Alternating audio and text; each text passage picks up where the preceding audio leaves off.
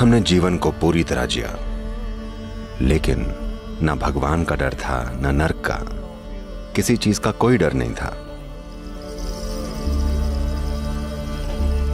हिंदू कोई धर्म नहीं है, ये एक भगवान रहित धरती है। कोई नैतिकता नहीं है, कोई धर्मादेश नहीं है।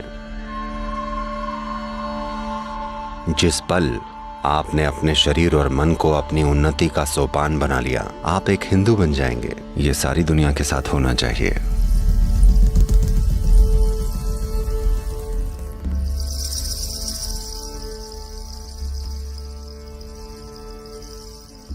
हिंदू कोई वाद नहीं है। हिंदू एक भूमि है और धीरे धीरे समय के साथ हिंदू एक संस्कृति बन गई। हिंदू न कभी वाद था, न ही आज ये कोई वाद है। खैर, ये बात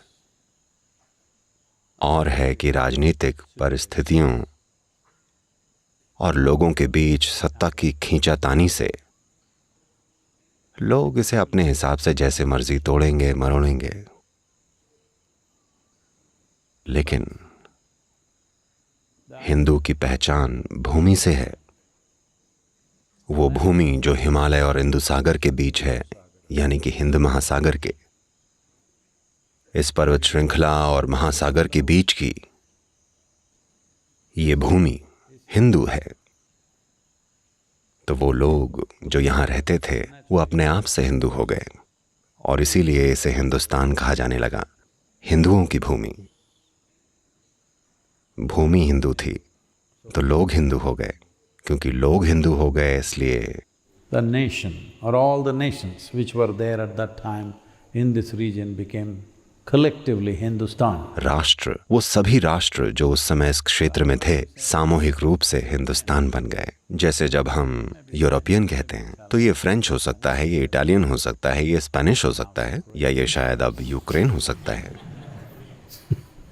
हमें नहीं पता और कौन यूरोपियन बन जाएगा। टर्की यूरोपियन बन रहा है। तो उसी तरह इतिहास में अलग अलग समय पर अलग अलग तरह के लोग, अलग अलग तरह के राज्य और साम्राज्य, सारे के सारे सभी हिंदुस्तान कहलाए जाने लगे। कोई संस्कृति किसी एक मान्यता या किसी एक शिक्षा का परिणाम नहीं होती, नहीं ये किसी एक किताब से निकल कर आती है। कई तरह की चीजें हुई। अगर भूगोल की दृष्टि से देखें, या जातीयता की, या भाषाओं की, या फिर संस्कृति की दृष्टि से, अनेक प्रकार की चीजें इस भूमि के हर छोर पर हुई हैं। इतने प्रकार की कि ये ज्यादातर लोगों की कल्पना से परे हैं। 19,000 से ज्यादा भाषाएं विकसित हुईं। 19,000 भाषाएं अकेले हिंदुस्तान में। इसका मतलब है कि इतनी ही तरह की संस्कृतियां थीं, इतनी ही तरह के लोग थे, इतनी ही तरह का खाना पकता था। हाँ, विभिन्न चीजें थीं। एक कैलाइडोस्कोप था। चाहे आप इसे जैसे देखें, इसमें विविधता है। पर यह है किस बारे में?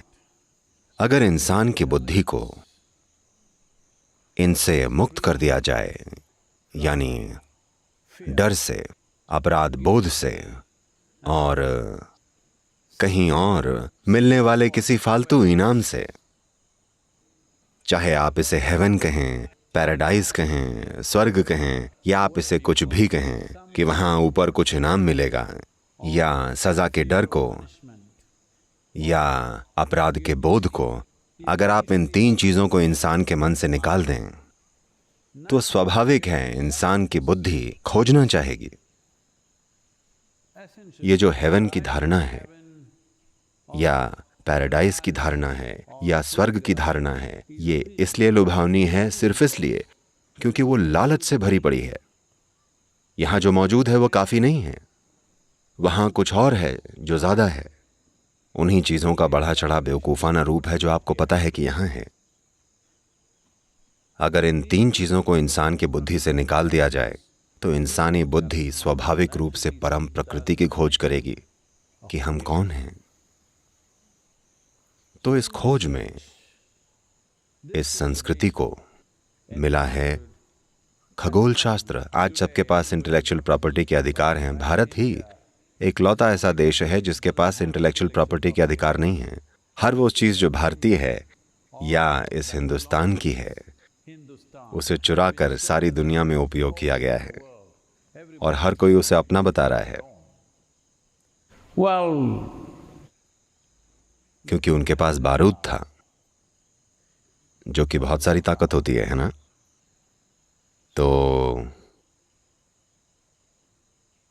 we encountered astronomy, we encountered mathematics. इस खोज में हमें खगोल शास्त्र मिला, हमें गणित मिली। इस भूमि और इस संस्कृति के बिना इस दुनिया में गणित का अस्तित्व ना होता।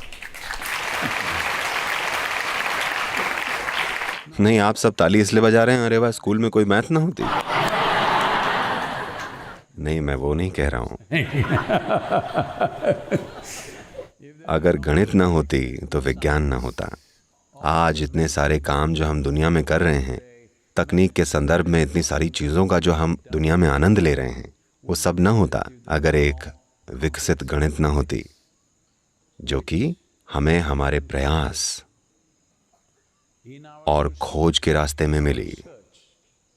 क्योंकि हमारे मन में कोई निष्कर्ष नहीं थे, हमें कोई डर नहीं था, नहीं हम में कोई लालच या अपराध बोध भरा हुआ था।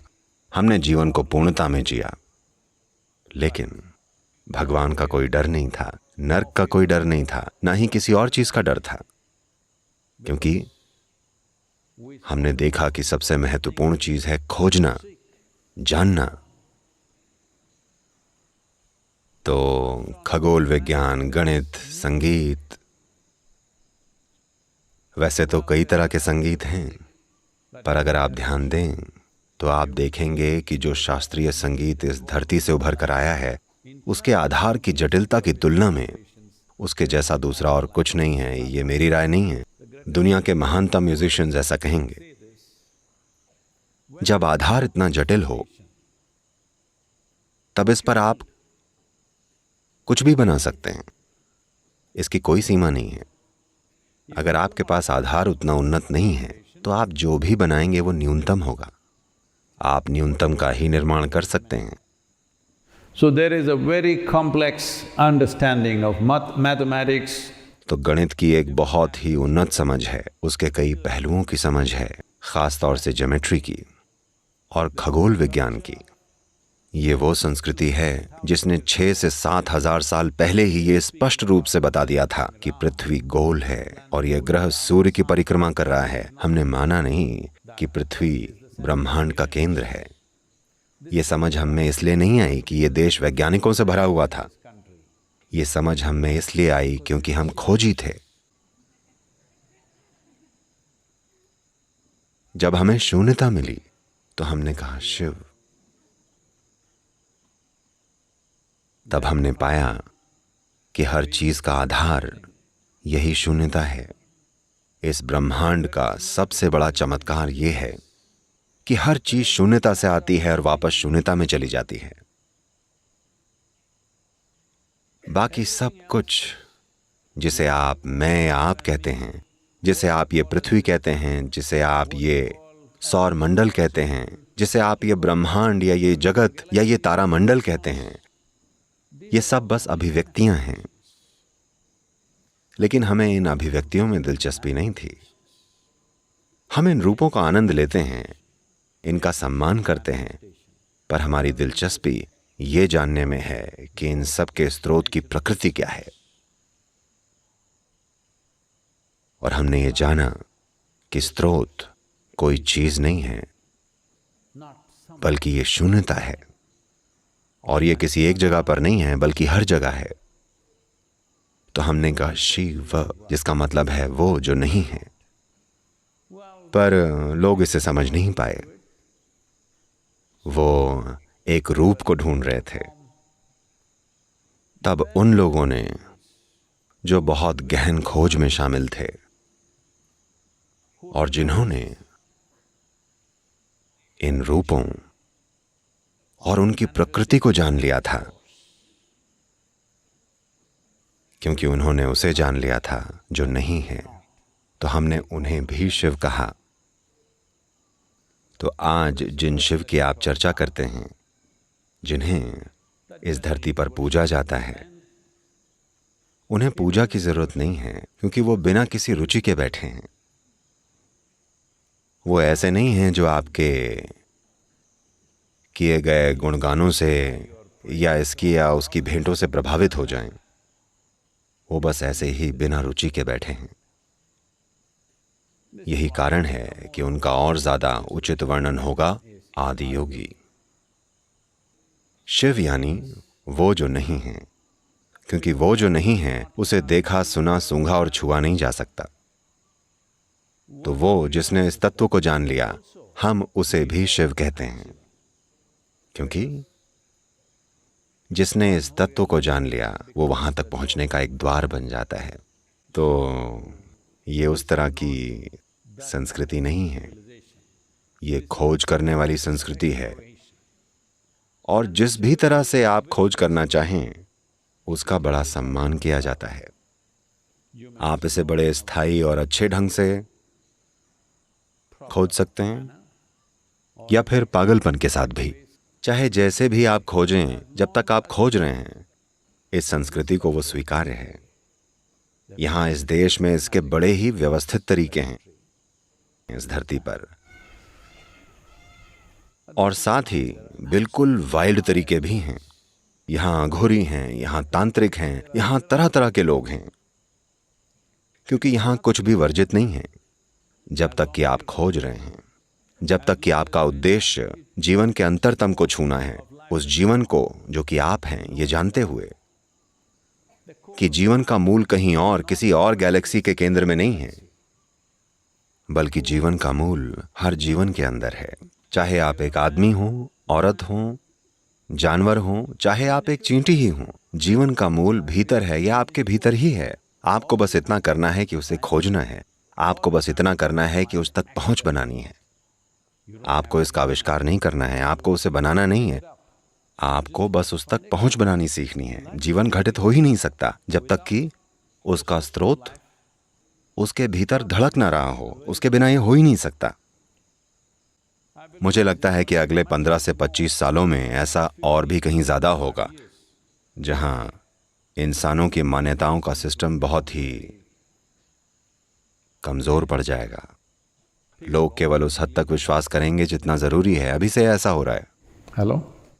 केवल उस हद तक जितना जरूरी है, बाकी सब आपके हाथ में है। आप किसी पर विश्वास नहीं करते। मैं इसको बढ़ावा नहीं दे रहा हूं, पर यह एक अच्छी शुरुआत है कि आप ये समझते हैं, कहीं ना कहीं आप ये समझते हैं कि जब तक मैं इस जीवन को अच्छे से नहीं संभालूंगा, ये काम नहीं करेगा। इसका मतलब है कि आप समझते हैं कि मेरा जीवन मेरा कर्म है। आप हिंदू बन रहे हैं।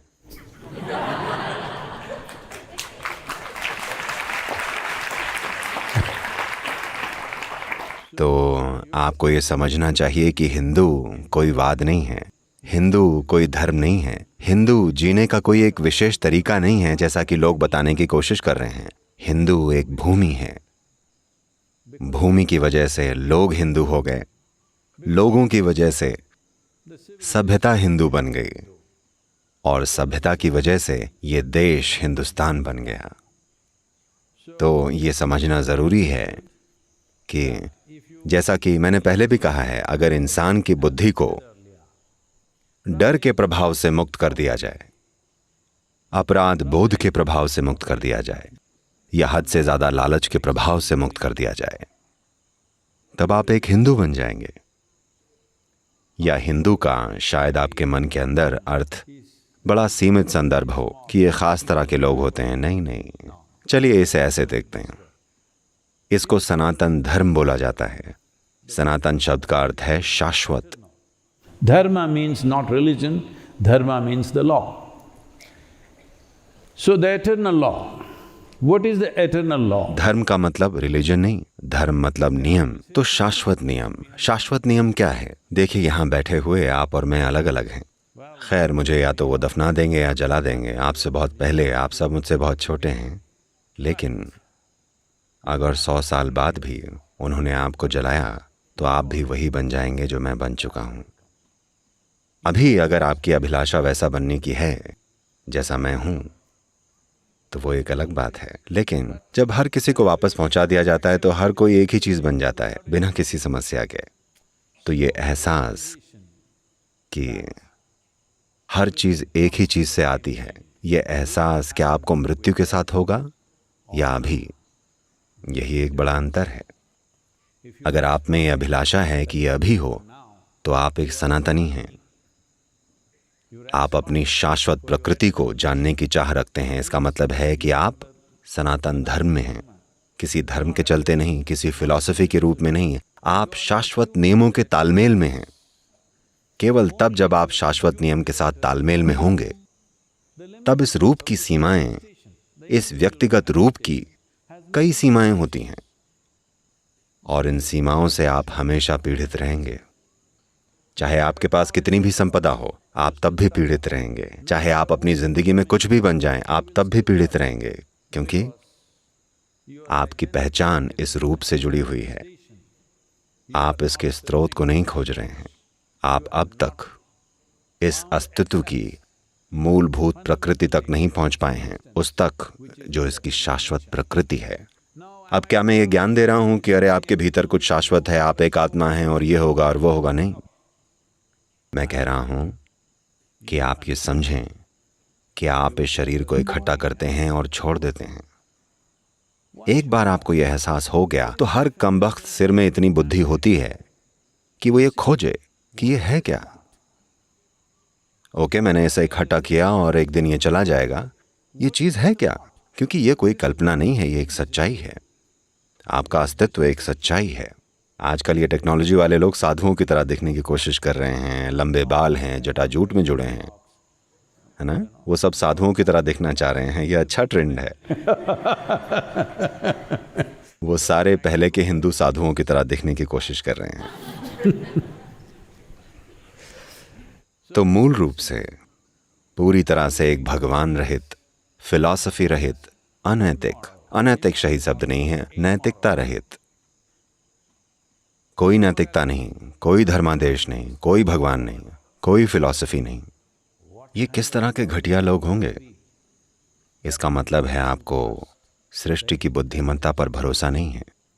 आपको लगता है कि सृष्टि तभी अच्छे से चलेगी जब कोई मूर्ख इसे मैनेज कर रहा होगा। नहीं, सृष्टि बिना मैनेजमेंट के ही अच्छी है।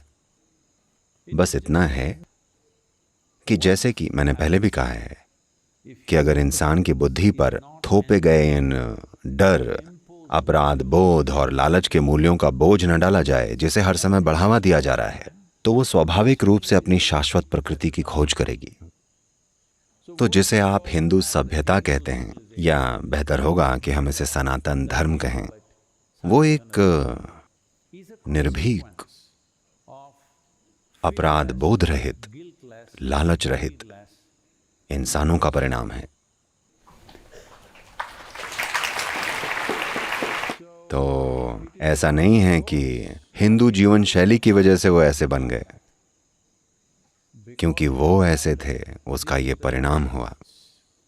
ये सभ्यता उन गुणों का एक परिणाम है। लेकिन जैसा कि हम सब जानते हैं कि हाल के इतिहास में, इस भूमि पर, जब हम हाल के इतिहास में कह रहे हैं, हम 1000 सालों की बात कर रहे हैं। हाल के इतिहास में इस धरती को भयानक रूप से तबाह किया गया, जैसा किसी के साथ नहीं हुआ। शायद आप में से ज़्यादातर लोग ये ना जानते हों, क्योंकि जिन्होंने हमारे इतिहास की किताबें और स्कूल की किताबें लिखी, वो आपके सामने अच्छे बने रहना चाहते थे। इसलिए उन्होंने इतिहास के सारे भद्दे हिस्सों को हटा दिया, ताकि शायद हम फिर से उन्हीं परिस्थितियों में जा गिरें। पर इस भूमि ने और यहाँ के लोगों ने भयानक अत्याचार देखे हैं। अत्याचार जो आमतौर पर दुनिया में की जाने वाली ऐसी तमाम बातों से कहीं ज़्यादा गंभीर थे। दुनिया में जो हम सबसे गंभीर बातें करते हैं वो ये कि कैसे अफ्रीकियों को यूरोप वालों ने दबाया था, और कैसे एडोल्फ हिटलर ने दूसरे विश्व युद्ध के पहले के समय में वो सब जो किया था, और उत्तरी अमेरिका में मूल अमेरिकियों के साथ क्या कुछ हुआ था, पर इस भूमि में जो हुआ है उसकी मात्रा और अत्याचार का स्तर दोनों इससे बहुत बहुत बहुत ज़्यादा था। लेकिन केवल यही एक ऐसी भूमि है जहां 1000 साल के असहनीय अत्याचार के बाद भी हमने अब भी अपने होने के तरीके को संजो कर रखा है।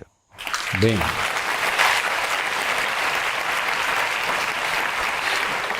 ऐसा सिर्फ इसलिए हुआ क्योंकि हर चीज स्वाभाविक रूप से व्यवस्थित थी।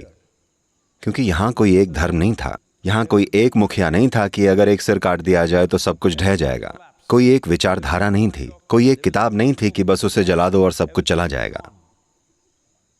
क्योंकि ये एक व्यक्तिगत खोज थी।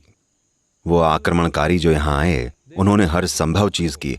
सारे नेताओं को मार दिया, धर्म गुरुओं को मारा, हजारों मंदिर तबाह कर दिए।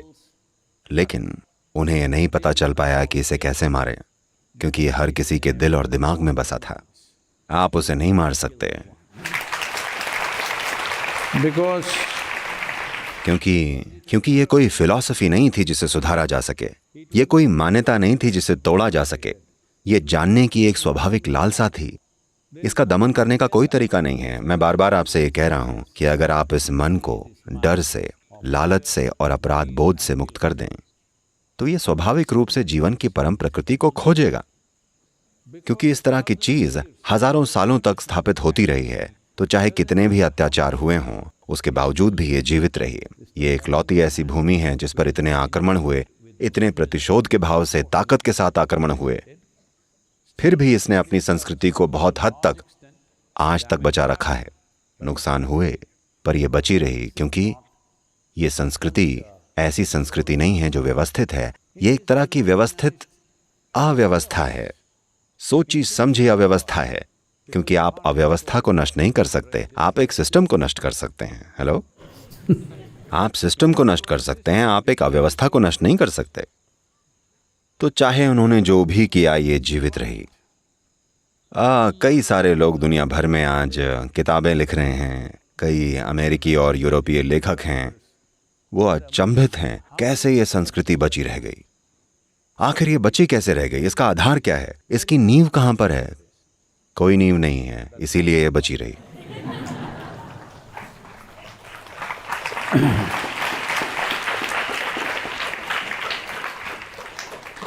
क्योंकि इसकी नींव हमारे विकास में है, इसकी नींव हमारे अस्तित्व की प्रकृति में है।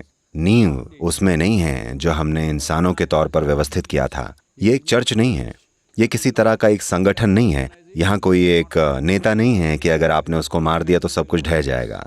जो मर्जी आए कीजिए। आपको ये भी नहीं पता कि ये है कहाँ, पर ये है। तो अगर हम ये एक चीज करें, अगर हम बस ये एक चीज इस जनरेशन में करें कि ये दुनिया, वैसे तो ये उस तरफ बढ़ रही है, पर मैं इसे अपने समय में होते हुए देखना चाहता हूं। अगर हम समाज को इस दिशा में, इस दुनिया की जनसंख्या को इस दिशा में बढ़ाएं कि वो डर से मुक्त हों, वो अपराध बोध से मुक्त हों, वो लालच से मुक्त हों, तो आप देखेंगे कि सनातन धर्म सारी दुनिया में अंकुरित होगा। ये बात आपको समझनी पड़ेगी कि सनातन धर्म का मतलब ये नहीं है कि वो सब आपके मंत्र जपेंगे या सब लोग ऐसा करेंगे। नहीं, वो सब खोज करेंगे। बस इतना ही मायने रखता है, वो चाहे जैसे खोजें, उससे हमें मतलब नहीं है। Hello, we don't care how they seek, as long as they are seeking. वो कैसे खोजते हैं हमें उससे मतलब नहीं है, जब तक कि वो अपनी शाश्वत प्रकृति खोज रहे हैं, जब तक कि वो अपनी परम संभावना को खोज रहे हैं। हम उन्हें कहते हैं सनातनी, क्योंकि सनातन मतलब लोगों का कोई एक विशेष ग्रुप नहीं है। सनातन मतलब शाश्वत प्रकृति। तो हिंदूवाद क्या होता है? ऐसी कोई चीज नहीं होती है, कोई वाद नहीं है। लोग इसे बचाए रखने के लिए इसे वाद बनाने की कोशिश कर रहे हैं। ये दुर्भाग्य है, पर मुझे इसके बचे रहने का डर नहीं है। मैं सिर्फ एक रूपांतरण देखता हूं। कई लोग हैं सोचते हैं कि मैं उतना हिंदू नहीं हूँ, क्योंकि मैं कोई पूजा नहीं करता, मैं कोई मंत्र जाप नहीं करता, मैं यहाँ वहाँ जाकर वो चीज़ें नहीं करता जिनकी अपेक्षा एक हिंदू से की जाती है। वो कहते हैं ये किस तरह के हिंदू हैं? तो क्योंकि मेरा जन्म इस धरती पर हुआ है तो भौगोलिक दृष्टि से मैं एक हिंदू हूँ, क्योंकि मेरी लालसा हमेशा से ही अपने अस्तित्व की परम प्रकृति को जानने की रही है, और उस वजह से मैं एक सनातनी हूँ, ना कि उस वजह से कि मैं उनकी किसी फिलॉसफी का अनुसरण करता हूँ। मैं चाहता हूँ कि हर इंसान इसकी खोज करे, जो कि हमारी परम प्रकृति है कि हम कौन हैं, तब हर कोई एक सनातनी है। पर ज़्यादातर इंसानों के लिए उनकी शारीरिक ज़रूरतें और उनकी मनोवैज्ञानिक ज़रूरतें ही उनके जीवन का सारा समय खाए जा रही हैं, है ना? वो सारी जिंदगी अपनी शारीरिक और मानसिक चीज़ों को ही सेटल नहीं कर पाते। अगर वो 100 साल भी जिएं, तब भी वो वही चीज़ें करने के लिए तड़प रहे हैं। तो सनातन मतलब ये है कि आप अपनी शारीरिक अभिव्यक्ति के और मन की अभिव्यक्ति के ऊपर उठ गए हैं जो हमारे पास हैं, और ये बात हर अभिव्यक्ति या रूप पर लागू है। पर आपकी सबसे बड़ी रुकावट आपका खुद का शरीर और आपका खुद का मन है। अगर मैं आपको ऐसी जगह ले जाऊं, मान लीजिए मैं आपको ब्रह्मांड की सबसे महान और पवित्र जगह पर लेकर जाऊं, और वहां सीढ़ियां हैं, पर आपने सीढ़ियों को ही रुकावट मान लिया, क्या किया जाए? आप एक त्रासदी हैं, है ना? हेलो, अभी बस यही तो हुआ है। ये शरीर, ये मन, इस स्तर की दिमागी क्षमता, ये भावनाएं, ये ऊर्जा, ये केमिस्ट्री, ये सभी सीढ़ियां हैं, पर अभी ये आपको अपने जीवन की रुकावटों की तरह लग रही हैं। इन्होंने आपको रोक कर रखा है पूरी तरह। जीवन को गिरवी रख दिया जा रहा है सिर्फ शरीर की और मन की ज़रूरतों को पूरा करने के लिए। आप इसको जो मर्जी आए कह लीजिए, आप इसे धर्म कह सकते हैं, आप इसे परिवार कह सकते हैं, इसे शादी कह सकते हैं, आप इसे जो चाहे कह लीजिए, पर असल में जीवन को गिरवी रखा जा रहा है केवल शरीर की और मन की ज़रूरतों को पूरा करने के लिए। ये वो सीढ़ियां हैं जिन पर खड़े होकर आपको चढ़ना है और इनके परे जाना है, पर दुर्भाग्य से यही दलदल बन गए हैं। तो जिस पल आप अपने शरीर और मन को एक सोपान बनाकर इनसे ऊपर उठ जाते हैं, आप एक सनातनी हैं।